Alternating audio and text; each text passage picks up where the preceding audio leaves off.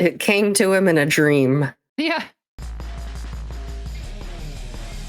Coming to you live from the Niche Nook Studios, brought to you by the power of the internet and per my child's therapist, my need for caffeine and human communication on a fortnightly basis. It's the Niche File.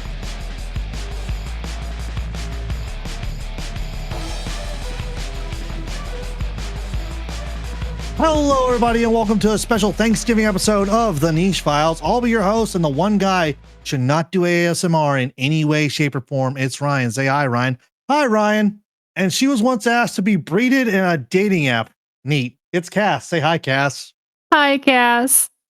I literally hit a random one. Now we're here. Congratulations. The world now knows. And she once entered her child into a mac and cheese contest, got judged, and he won. It's Cody. Say hi, Cody. Hi, Cody. And as I've stated, it's going to be a very special Thanksgiving episode. We're going back to like one that was in my childhood. I'm pretty sure everyone's at least heard it, seen it, read it, or watched it. It's a Charlie Brown Thanksgiving. Now, I originally thought this was the Mayflower Voyagers, where they talk about there being a body count, about how men, women, and children died crossing the Atlantic to the New World. And then the first winter and all that stuff. Boy, I'm glad I was wrong. This episode is going to be a Charlie Brown Thanksgiving. Yay!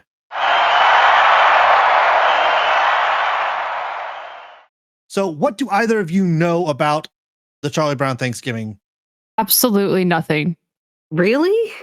I've seen it a lot. I'm somewhere between surprised and not really. Yeah. I think the only Charlie Brown holiday special I've seen is It's a Great Pumpkin. That was going to be my episode for Halloween, but I gave mine to Cody, so I got one for next year. Na, na, na, na, na, na, na, na, na, na, na. Or unless we do the Halloween Town trilogy, that would be fun. Mm-hmm. There's only 3 movies. There are no more, and there is not a series. Don't fight me on this. Not yet, at least. Halloween Town 2, Calabar's Revenge, and Halloween Town High. Those are the only 3 I recognize. Yes, for now. Until, they roll it out and hit it with a stick a few times. Since it's Thanksgiving, when we're going to be throwing this out, if I, get off my lazy ass and edit this on time, what are some of your Thanksgiving traditions that you had when you were younger that were good? I don't think we really had any in my family. We were too large to really have specific things that we did. We just got together, had our turkey and sides, and separated the adults from the kids. Cody, you got anything? Yeah, we didn't really have any traditions either. The main tradition, I guess, is probably the food, I'm trying to figure out whether that's sad or just quaint for the two of you. Because at one point with my family, that changed in 98. We would eat lunch, turkey, ham, whatever, and then the whole big spread. Then this would be at Mamaw and Papa's house. Yes, I call my grandparents on my mom's side Mamaw and Papa. Everyone can fucking deal. They were the ones that raised me, not you, Kelly. Yeah, I will call out my family. I do not care. They can listen and kiss my ass at the same time. But we would eat, then we would be at Mamaw and Papa's house, and we would put up their tree. And then we would go around and we had like a big box of ornaments. And then each of the kids would pick an ornament out and hang it on the tree. And just like we would do that in a round. We would all like line up and we would all just hang up stuff. And then the last person would get to put either the angel or the star on the tree or whatever they had for the topper that year. And that's how we celebrated and ended the Thanksgiving day. Wow. Then trauma. I was going to say that's really involved. Impressive. Yeah. And there was one ornament I'd always loved to like fucking steal. I would have my eyeball on it. It was this little like orb that's probably about the size of between a softball and a baseball. There's a little switch on the bottom of it. When you turn it on, there was a little choo-choo train that went around a little Christmas village and through a little snow-covered tunnel. Aw. And as it would go around every couple of times, it would for a little bit go ooh, ooh, like little sound thing. Then would stop after a few go arounds. You said that was an ornament? Yeah, it was like probably the size of not the Dragon Balls. Those are pretty fucking small, but like a little bit smaller than a softball, a little bit bigger than a baseball. Cute. That thing is lost to time, though. So, what all Charlie Browns have you seen, Cass? I really only remember it's the Great Pumpkin. Nothing else seems even remotely familiar, like when you say names of stuff. The Mayflower Voyagers, No, a Charlie Brown Thanksgiving, no, Bon Voyage, Charlie Brown, and Don't Come Back. no. That is a real one. They become foreign exchange students. That is the name of it. There's so many of them, and honestly, they all kind of blend together. A Boy Named Charlie Brown's the first one. Charlie Brown Christmas, Charlie Brown All Stars. It's the Great Pumpkin, Charlie Brown. You're in Love, Charlie Brown. He's your dog, Charlie Brown. It Was a Short Summer, Charlie Brown. Play It Again, Charlie Brown. Snoopy Come Home, which had like the saddest song like, at the end of it. All the kids got together. And like started singing, Oh, Come Home, Snoopy, Come Home. And just a long ballad. And I'm like, this was the 70s, man. There were no helmets. You're Not Elected, Charlie Brown. There's No Time for Love, Charlie Brown. A Charlie Brown Thanksgiving. It's a Mystery, Charlie Brown. It's the Easter Beagle. Be My Valentine. Every one of these is going to end with Charlie Brown. You're a Good Sport, Charlie Brown. It's Arbor Day. Race for Your Life. It's Your First Kiss. You're the Greatest. Bon Voyage, Charlie Brown, and Don't Come Back. Someday You'll Find Her. It's Magic. A Charlie Brown Celebration. I just hit the 80s with this, all right? It's an adventure. We have What We Have Learned. It looks like there's a French and American flag being flown. It's Flash Beagle. What the fuck? Snoopy's Getting Married. aw, You're a Good cute. Man. Be Me, the Head of Charlie Brown. That's a document. Happy New Year. It's The Girl in the Red Truck. Why, Charlie Brown? Why? Snoopy's Oh my God. He's a Bully. I Want a Dog for Christmas. Lucy Must Be Traded. Oh my God. There's so many. It's Spring Training. You're in the Super Bowl, Charlie Brown. Jeez. And it's still going up to the Peanuts movie. And Snoopy Presents Lucy's School. Wow. That's a lot more than I thought. Okay, as you were reading all those, I recognize the Easter Beagle. That's good. Not a lot. Some of these didn't even come out in America. I was a Nickelodeon kid. That's not an excuse. This is CBS. Everyone had Channel 8 in Indiana. Channel 4 in Michigan. ABC was 6. 11 or 13. 11 was Fox. 13 was our NBC affiliate. Fox was on 2. I guess it was Channel 11 in Alaska, Yep. but the Google could say anything. That's why you don't trust the internet. Anyways. So no other holiday traditions that you did with your family? At least not for Thanksgiving. With my family, like I said, we were large. I mean, my mom was one of 8 kids. I was one of 24 grandchildren, and everybody had other family that they needed to go to for the holidays as well. So with our family, we just got together for the meal and then separated ways. We all lived in the same town, basically. We had people going all over the state, all over the country. What about you, lady from Alaska? You non-continental?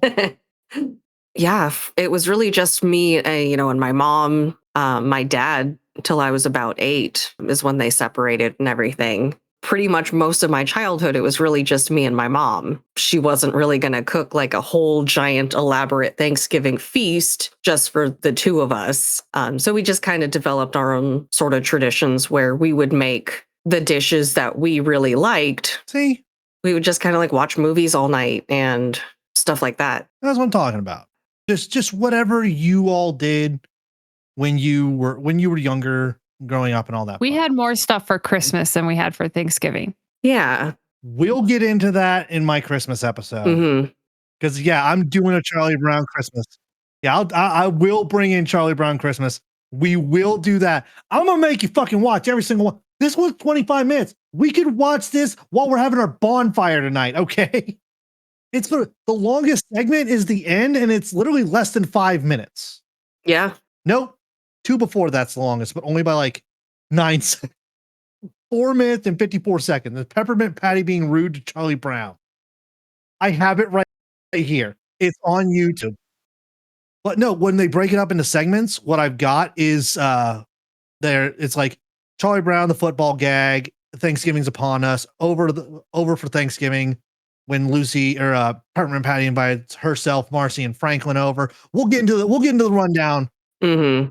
It's broken up into segments, like when they do like scene transition. Oh yeah. It's the new segment. And it's literally the longest one is 4 minutes and 54 seconds. Mm-hmm. Yeah, you could crack this one off while you're folding laundry. Mm-hmm.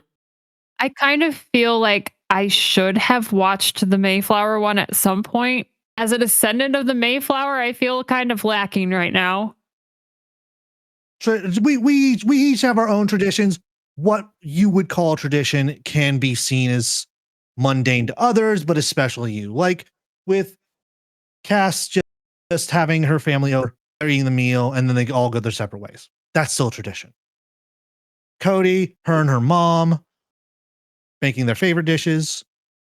That's still a tradition. That's quaint. That's nice. That's heartwarming. Me, family, put up the tree, spend the whole day at Mamaw and Papa's. Now, if I say the Charlie Brown theme song, could you hum it or like done it? It's like right there. Not very well. Do do do do do do do do do do do do do do do do do bum bum bum bum bum bum bum bum bum bum bum do do do do do do do. Yeah. I read so when I was at the library in 1st through 5th grade, I checked out every single Peanuts book they had. I read every single one of them. Charlie Brown is someone I can get behind, like, yes. And the Garfield comics and all those. They had like just the regular ones. They didn't have like a full on, they didn't have like the Thanksgiving special. These were just like an entire like collection of classic Snoopy Peanuts. So Charlie Brown Thanksgiving came out in 1973. Oh my God, I am younger than something that we're watching. I can't believe it's not butter. Directed by Bill Melendez, written by Charles M. Schultz, produced by Lee Mendelsohn and Bill Melendez. Music by Vince, I'm going to butcher this, Giraldi. Originally came out on CBS. What does CBS stand for you? Watching The Price is Right with my grandma when I was homesick. What does the abbreviation fucking mean? I never thought about it. Something broadcasting station. Columbia Broadcasting System. Ew. Yeah. But it showed on CBS in 73. Runtime was about 25 minutes with commercials. You can currently see it on YouTube if you look up A Charlie Brown Thanksgiving, and it has all of the segments in a playlist. 25 minutes, literally crack it out, call it a day. It gets you into like the sort of the spirit. There are a lot of lessons to be learned, and Charlie Brown can never, ever, ever not do the football gag. Every time Lucy Van Pelt puts that damn football down, convincing him she's not going to yank it out. She wouldn't do that. I promise, Chuck. And then she does it. The only time he's gotten it, the only time, is during Snoopy's magic show when Snoopy turns him invisible and she puts the football down and he kicks it out. What's going on? And he taunts her the whole time after that as an invisible boy. Good for him. That's funny. Story opens with a classic Peanuts moment. As I just discussed, Lucy Van Pelt convinces Charlie Brown to kicking the football, yank it at the last second. Everyone knows this. If you see Lucy with a football, you know it's going to happen. You know the beginning, you know the middle, you know the and then the persistent face of disappointment on Charlie Brown every time. But as Thanksgiving approaches, Peppermint Patty calls Charlie Brown, mistaking his politeness for enthusiasm to invite him over. So she literally calls him, "Hey, Chuck, did you miss me? I know you like me. I should come over. My dad's out of town." And goes on to like, "Okay, I'll be over there. Set a plate for me." Click. Now children who are younger than us, they used something called a rotary phone where you pick up the handset. Now the handset's the thing that's connected to the phone. And they put their finger on the little number they want and spin all the way around and release it. And you have to do that for all 7 numbers for local calls, 10 if you're doing long distance. He puts down the phone. Sister Sally comes over. "What? Peppermint Patty's inviting herself over." Not 3 seconds after that, another call picks up. Hey, Chuck, Peppermint Patty. Hey, Marcy's dad said she can come over too, right? Yeah, it's fine with him. So she'll come over too. So set a plate for two. And he's trying to be like, but well, we're not going to be here. No, don't worry about it. We'll do the dishes. I literally just watched this. We'll do the dishes. We'll clean up. Blah blah blah blah blah. Okay, yeah, thanks, Chuck. You're a good guy. Click. Bring, bring, bring, bring. Picks up the phone. Hey, Chuck. Franklin's parents said he'd come over too, right? Da-da-da-da-da-da. Okay, yeah. Set a place for three. As he is trying to be like, hey, we're not gonna. He's trying to explain, but every time he starts a sentence, Peppermint Patty cuts him off. No, it'll be fine. Don't worry about it. You and your family just set a table for us. We'll pick up. She's promising things. Charlie Brown is a good person. Timid and unable to stand up to anyone or anything, but a good person. So they're supposed to go to their grandma's for that Thanksgiving, and that's what he's been trying to tell them. Didn't listen, so here we go. Shenanigans ensue. In desperation, he turns to Snoopy for help because Snoopy could do anything. He's flown an airplane in World War One or two. I think it was one. The Red Baron. Yes, but is that one or two? I think it's one. Click, click, click, click, click, click, click, click, click, click, click. She's not even typing. I'm just mocking. But yeah, not the pizza. We just ate. I thought she was just excited to get a reference. Oh, well. World War One flying ace. Okay. Yeah. He can do anything from any time period, despite the fact it's not even World War One. They have telephones now in every home.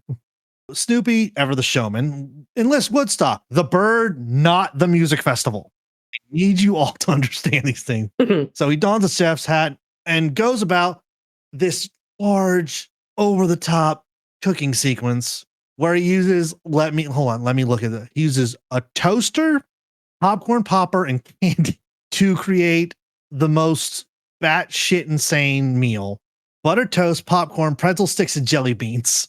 All on a bunch of mismatched chairs on a ping pong table, which, if you think about it, pretty resourceful. He literally just came up with this. Like, I need your help. Yeah. Got you, bro. Everything. I mean, I was usually relegated to the coffee table, so a ping pong table would have been a real step up. They had one of those old rocking chairs with the high backs on them, the wood ones like your grandparents would have. And then like a couple folding chairs. I forget what else. I don't want to say they used a bucket, but I wouldn't put it past him. He put this together in 30 minutes. I can't really argue, but he goes through the whole thing where the toast pops up. He gets it, spreads the butter on it, puts popcorn on it, takes it out, and is starting to serve. So when guests arrive, Snoopy greets them with exaggerated hospitality. But when Peppermint Patty realizes that the meal doesn't have turkey or stuffing or even chairs for everyone, this is when she gets mad, yells at Charlie Brown, saying that this is a lousy Thanksgiving. And what do you think Charlie Brown does? Do you think he stands up for himself? Think he tells what he's thinking? He apologizes. He goes quiet and he folds in upon himself. He feels like a failure. Points out Peppermint Patty that she invited herself and friends without asking. So it's kind of that you kind of dropped this on him literally that morning. And Snoopy came up with something that lunch. And then you showed up. All this in a day. Less than a fucking day, mind you. So Peppermint Patty realizes her mistake and apologizes. And hopefully she learns a lesson. She won't learn a lesson. She never does. I have read and watched enough of the Peanuts to know she never will. Once they all come back to the table with the popcorn, buttered toast, and jelly beans with pretzel sticks, they reconcile. Marcy suggests they pray before eating. Not my thing. I might be ordained, but I don't want to catch on fire. Just so you all know.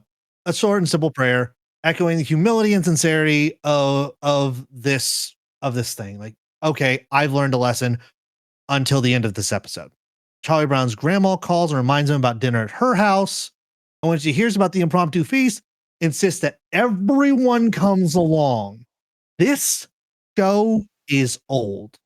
Do you want to know how I know this?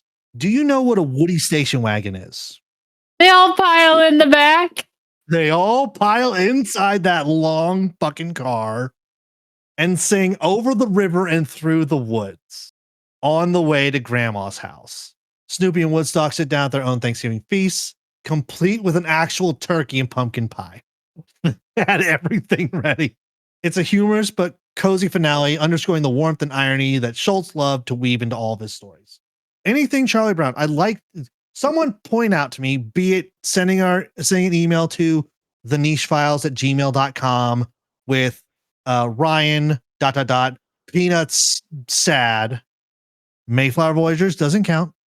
We are not counting that because I'll get to that. All of the Peanuts things have like something bad happening, forgiveness. There's a lot of themes and symbolisms, and it all comes back to, okay, we're all good. It's all good. It's all happy because it was the 70s and no one knew better. So would you crack out 25 to 30 minutes to watch this on YouTube? Yeah, I mean, I definitely have. Sure, why not? Because you don't want to. That's why. But yeah, it's just so good. And the consistency of the animation, it's always the same thing. But at the same time, it's always good. They're not doing like everything. This is 70s, hand drawn. There's no CGI. There's nothing. I enjoy it. I will watch anything. I watched the Peanuts movie. Everyone's like, oh, it's so bad. I watch it. I'm like, it's a Peanuts movie. They just brought it into the 21st century. It's 3D. It's still the same. It's still the same stuff, but it has that nostalgic, cozy feeling. Like, I know what's going to happen. Yep. No, it's all good. Anyone want to say what they're thankful about this Thanksgiving? No, never. But remember how you specifically pointed out that Woodstock is a bird? Yes. Any weird feelings about him eating a turkey? Because that bothered me as a kid. Never even crossed my mind until you said that just now. Yeah. It's nature. True. Turkeys look up at the sky with their mouths open and drown, all right? While it's raining. I don't feel too much sympathy, all right? Maybe one turkey gets pardoned a year, one time or two got pardoned. But no. Yeah, no, it's just kind of funny. Since we're talking turkey, favorite meal or dish that you have had growing up that you would like to recreate? Something that you had that you want to pass on to the next generation. I can hear the gears turning in her head right now. I can see the thought. It's almost her face. Like she's really thinking. I can hear the dial tone.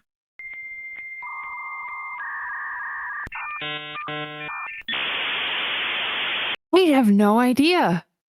See, I have epiphanies while I sleep about what's broke, why it's broken, how to fix it. Because most of the meals that I had as a kid, I've reinvented entirely. Like my grandma's turkey recipe, I have my own turkey recipe now, and I have my own stuffing recipe now. And but you've evolved what you did, correct?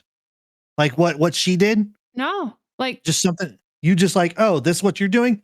I'm gonna break off. Like you're using the same main thing, turkey, but then you added your own flavor to it. So the way my family has always done turkey is they put some butter on the skin and season it and throw it in the oven. Not much to it. Me, I brine the turkey. I use a compound butter. And this year I'm actually cooking a full turkey. So I'm going to go even further and stuff the inside of the turkey with fruits and vegetables. Ooh, aromatics. Yes. Do you know how much that turkey cost? Not per pound, how much that turkey actually cost us total. Not you, Cass. I want Cody to guess. How big is it? 13 pounds. And you could say somewhere between $12 and $14. I'll give you a $2 lead. You can go one way or the other. Like if you say it's 13, you also cover anything down to 12 up to $14. Okay. And this is like a whole turkey. There's a whole ass turkey in my freezer right now on the bottom shelf. Okay. Yeah, we have a 13-pound turkey. We're having turkey for Thanksgiving. 18 to 20? $18 to $20. Hey, guess what I get to do? Oh, $5.57. Oh, hell yeah. 39 cents a pound. And we can get another one with your imperks. That's awesome. I usually just do a turkey breast because it's more than enough meat. But then when we were at the store and saw the price of the turkey, I'm like, screw the turkey breast. Yeah, that's incredible. I call dips on a leg. That's fine. I'm all white meat all the way. So That's what she said. Inky? Same. That's why we usually do the breast too. I don't want to cook a whole giant ass bird if half of it's going to go to waste. oh, it won't here. No, I mean for me and the boys. I look over and he's got this shit eating grin on his face. It's a turkey eating grin. Get it right. Don't eat shit. If I could wiggle my eyebrows like they do the way, like, I'd do that.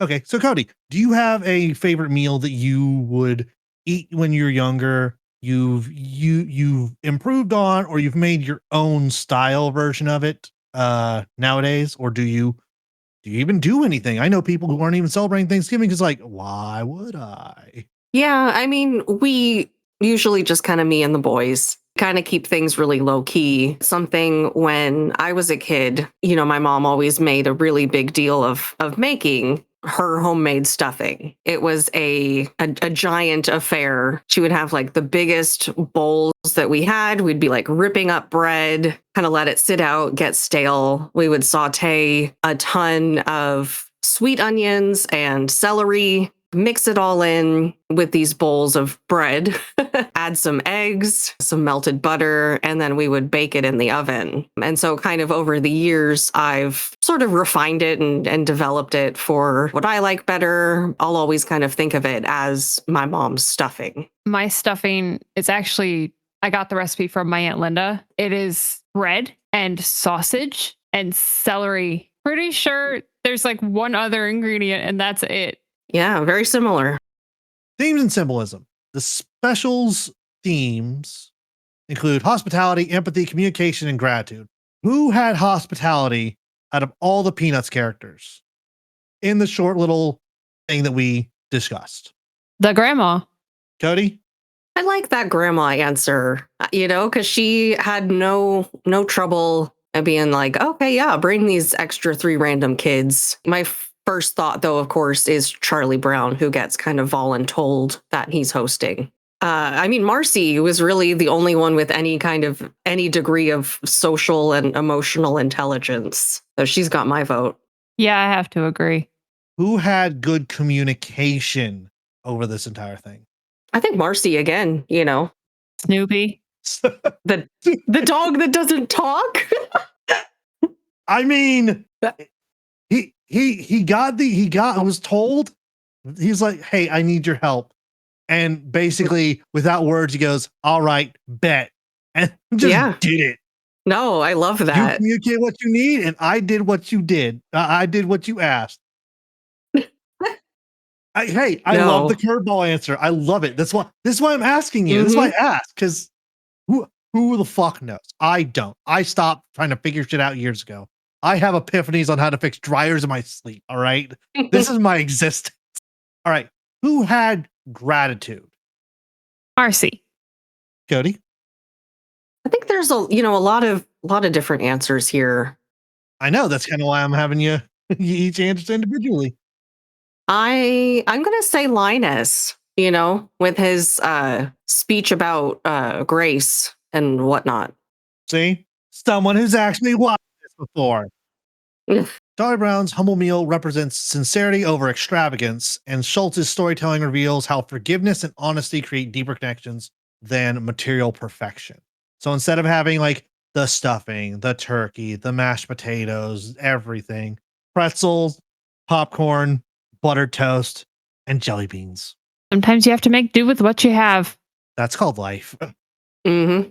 All right, up next, animation and art styles. The hand-drawn animation by Bill Melendez Productions uses warm autumn tones and simple backgrounds to invoke a cozy, nostalgic feeling. That's why I love. You can watch these and you could feel.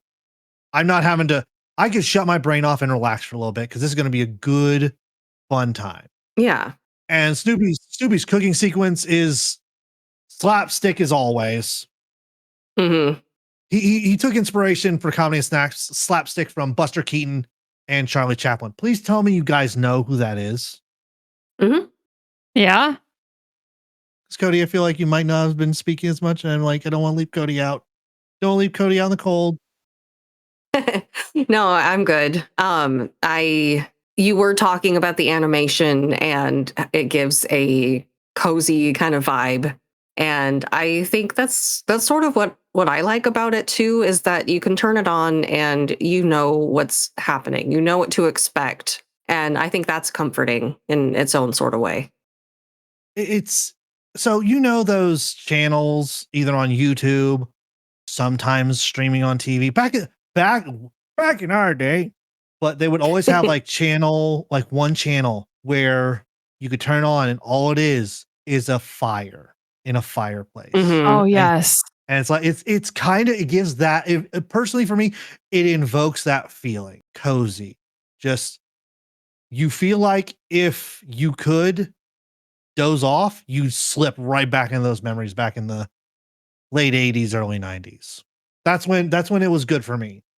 I don't know about the rest of you Mhm. kids. I'm the old man here, I believe. I'm older than you? By 2 years. Am I older? I'm older than you? Yeah. Okay, yeah, I'm the old man here. Cool. Hey, if someone's gonna take the brunt, it's gotta be the old white guy, all right?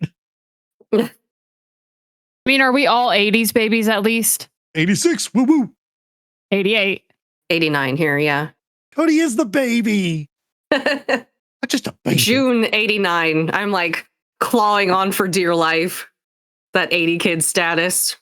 But unfortunately, we're all either elder millennials or millennials. So music and sound design. Vince Guaraldi's jazz score gave a signature specialty that gave this special heart. His Thanksgiving theme combines playfulness and warmth. Well, the song Little Birdie is slightly stuck in my head every once in a while because all it is just that sort of thing. Like, and it's one of the few Peanut songs with actual vocals. Everything else is piano or instruments. The soundtrack balances whimsy with emotional depth, helping define the Peanuts tone for generations to come. I just had a random thought pop into my head. You said the grandma said that they could all come over, but did she actually say it, or like the rest of the adults in the Peanuts? Was it a womp womp womp womp? Oh, it's the wah wah wah. Okay. Are you sure, Grandma? It's okay. It's the wah wahs. Adults do not have voices. They have He really didn't. That was really him. Oh, I believe it. some talents. I just don't know what they are. Don't spit on your mic. Almost did a spit take. Yeah, you could pop on a Peanut soundtrack and just listen to it. It's one of those, once again, put on, no thinking, just enjoying. Agreed? Agreed. Yeah. No thoughts, head empty. He wrote every line of the script himself to preserve his personal tone and humor. The cast features real child actors, and their imperfect deliveries lent to the authentic, innocent feeling that the kids had. So they're all kids. There's no like 40-year-old woman playing a 9-year-old kid. I got nothing else for that one. Can you believe that they got the children to do all these lines? Because you can't really work with kids in Hollywood. I feel like there is a different feel to it when you are watching the movies that, yeah, I can tell it's actually kids. Mm-hmm. With those little bits and backgrounds, the special premiered on CBS on November 20th. We are 5 days prior to it when it premiered on November 20th, 1973, and later won an Emmy Award for Outstanding Individual Achievement in Children's Programming in 74. I believe it. Legacy and cultural impact of the Charlie Brown Thanksgiving remains to be one of the defining Peanuts holiday specials for some people. Don't shrug your shoulders. It's part of a trilogy that comes with A Charlie Brown Christmas and It's the Great Pumpkin Charlie Brown. It's a 3 DVD set and it comes in one little box. I have it somewhere in this household. But the themes of gratitude, friendship are all combined with the iconic imagery, like the popcorn feast and the car sing along, have made it a beloved classic for over 50 years. Hold on. Yeah, 52 years. Damn. But yeah, can you believe it's been 52 years since that's been out? I mean, like we've already established, it's older than all of us. Not all of us put together, though. So in other words, we have over 100 years of experience between the three of us. Honestly, no, because babies don't have experiences. Fun facts and behind the scene trivia. The special was produced in just a few months in 1973 under tight deadlines. As we said before, Schultz wrote every line to maintain authenticity and tone. The popcorn and toast meal was inspired by a real Schultz family story. Oh, I want to hear that story. All right, well, I can't find that, so just if you want to find out that stuff, look for it on your own. We're here to give you cliff notes, get you interested, and then if you want to, you're more than welcome to go do your own research. We're only here for entertainment purposes. And because they won't let me live it down, I said, hey, let's do this. And you both like, all right. I'm like, fuck. Oh, Snoopy's cooking sequence was the most complex animation in Peanuts history. With the cooking of the toast, the popcorn, because he was popping like piles of the stuff, putting it all together and putting it out there. Peppermint Patty's role was originally intended for Lucy, but I see why they didn't, because she only needed that one thing. And it's to start off it should start off every single Peanuts special, the football gag. The over the river and through the woods ending was added late in editing. Marcy's prayer was adapted from a real 17th century New England blessing. Bill Melendez voiced Snoopy and Woodstock using sped up gibberish sounds. So now we know how Snoopy sounds. Kinda. Yeah. Ow. It's like the Animal Crossing language. The specials Emmy win in 1974 surprised the production team. This was among Vincent Guaraldi's final Peanuts score before his passing in 1976. And a remastered 4K version now streams on Apple TV Plus with restored color and sound, or you can go on YouTube and watch it for free. Oh, free. Lee Mendelson and Charles Schultz had a disagreement about a scene in which Snoopy's pal Woodstock ate turkey because he didn't think a bird would eat another bird. He was overruled and the scene stayed in. That's funny. So Schultz didn't want him to eat turkey? Mendelson didn't want him to eat turkey. Okay. I was like, how do you overrule the man who built this empire? That's it for the Charlie Brown Thanksgiving special. It's a good one to we're not drowning you in 50 minutes of vampire frozen peen or anything weird like that. I believe the technical term is ice wiener. I don't need my child. When we get enough emails, that's going to be one of the first fucking questions. We have one question. And if you want to send us a question, send it to the Niche Files, but I'll do that on the outros. All right, that's going to be it for us here at the Niche Nook Studio. I'd like to thank Cass and Cody for their help doing these sorts of things. I appreciate them, and I'm very thankful for them this holiday season. We'll be back in 2 weeks with an episode brought to you by Cass. She has been working on it, and it's going to be something dark side. But until then, everyone, if you'd like to send us an email, thenichefiles@gmail.com. You can follow us on Instagram, Facebook, Reddit, all the social medias at The Niche Files, and follow us on TikTok at the.niche.files. I don't know what they're putting up. I basically ignore it, and I expect them to be able to, not require a fucking old millennial to tell them what to do and how to do their job. This is supposed to be fun, kids. But until next time, say goodnight, ladies. While we're speaking about Thanksgiving, did you know that while last year marked the 100th anniversary of the Macy's Thanksgiving Day parades, next year will actually be the 100th? Anyways, good night. Hey, no, you get the fuck back here and you explain yourself, young lady. God damn it, she just left again. I'm gonna have to fucking, I don't know, tie her down, fucking put a stake in the ground so she didn't float off like the sonic balloon. That was weird. All right, Cody. To all the other people-pleasing Charlie Browns out there, just remember you're doing your best, and that's enough. Good night. I feel so called out and attacked. I can't get to her because she's several states away. And that's going to be it for me. Thanks everyone for enjoying this walk down nostalgic lane for me, Charlie Brown. I appreciate it. I appreciate all of you. I hope you all have a Thanksgiving that is worthy of you. And I hope that your holiday season is great. And if you don't have anyone around, that's okay. You got us. Send us an email. I'll shoot one back at you. You're not alone. We're not alone. But until then, everybody, take care of yourselves, take care of each other, and I'll catch you all in 2 weeks. Good night. The music for the Niche Files is played and mixed by Paul of JPP Creative Media.